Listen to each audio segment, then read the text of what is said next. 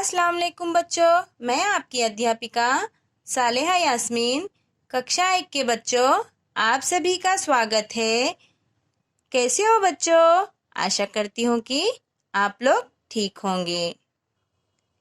यह आपकी पाठ्य पुस्तक है। इसका नाम है मधुकिरण। इसका नाम क्या है बच्चों? मधुकिरण। बच्चों, यह आपकी पुस्तक का पहला पन्ना है। क्या है? आओ कुछ नया करें। Let's do something new. यह आपको एक चित्र कथा है। देखिए, आपको यह चित्रों में क्या दिखाई दे रहा है?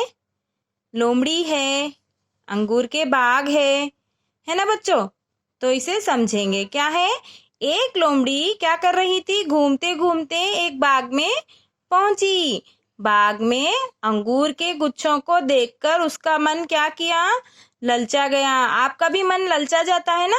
उसी तरह उसका भी मन ललचा गया।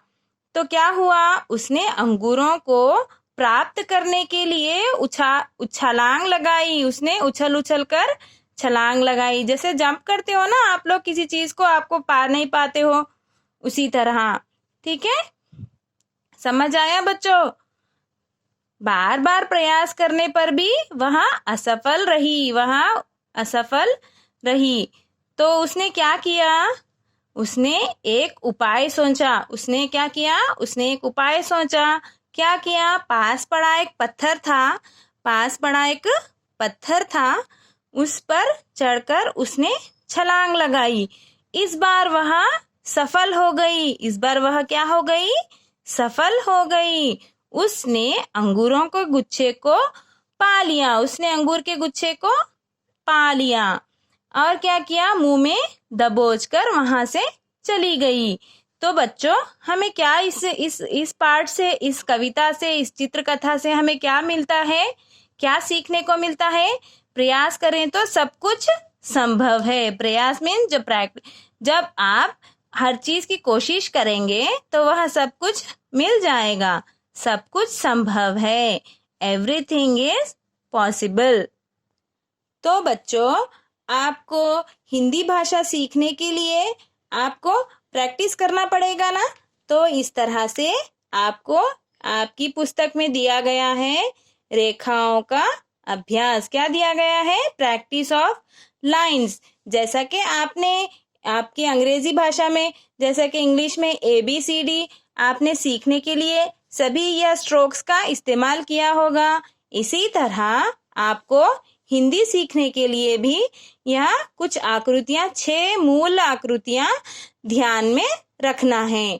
लेखन की 6 मूल आकृतियां, स्ट्रोक्स ध्यान में रखिए। ये मूल आकृतियां हैं। क्या है बच्चों? यह भी एक कर्व है। यह भी एक कर्व है। यह कौन सी कर्व है? ये राइट कर्व है। जैसा कि सीधी तरफ है ना, यह दाईं तरफ है। Right curve, left curve. यह क्या है बच्चों? सभी को पता होगा। स्टैंडिंग लाइन, सीधी लकीर है ना? है। यह क्या है बच्चों? आड़ी लकीर है। इसे क्या कहते हैं अंग्रेजी में? आपको स्लीपिंग लाइन। और ये क्या है? Slanting line. क्रॉस लाइन है ना? देखिए, यह भी right slant line, left slant line. इस तरह से आपको यह मूल आकृतियां हैं, इसे अच्छे से आपको सीखना है। यह आपकी पुस्तक में इस तरह से एक एक आकृतियों को अच्छे से प्रैक्टिस करना है।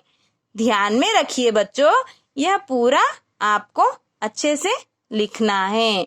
देखिए, ये राइट कर्व है और ये क्या है बच्चों? लेफ्ट कर्व है ना बच्चों? इस तरह से यह 2 आकृतियों को मिलाए तो क्या बन गया? यह सर्किल, गोला बन गया है ना बच्चों? और यह क्या है बच्चों? स्टैंडिंग लाइन है। क्या है यह? स्टैंडिंग लाइन, सीधी रेखा, आड़ी रेखा कहते हैं, है ना बच्चों? यह 2 रेखाओं को मिलाकर क्या बन गया है? ये चौकोन बन गया है। देखिए, है ना बच्चों? यह क्या है? आपको क्या कहते हैं? इसे जिगजैग कहते हैं आपके पास, है ना अंग्रेजी में? इस तरह से यह पूरे आकृतियों को अच्छे से आप प्रैक्टिस कीजिए, ठीक है।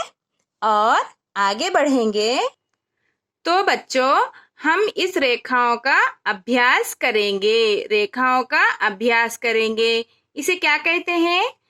आकृतियां कहते हैं। क्या कहते हैं बच्चों?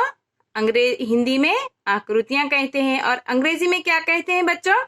स्ट्रोक्स कहते हैं। क्या कहते हैं? स्ट्रोक्स कहते हैं। तो यह आपको अच्छे से इस तरह से प्रैक्टिस करना है ना बच्चों? ठीक है। यह क्या है?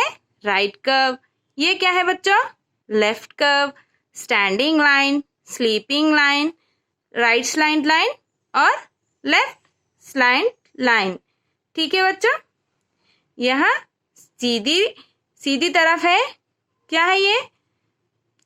Left right, right curve, left curve, standing line, sleeping line, right slide line, left slide line.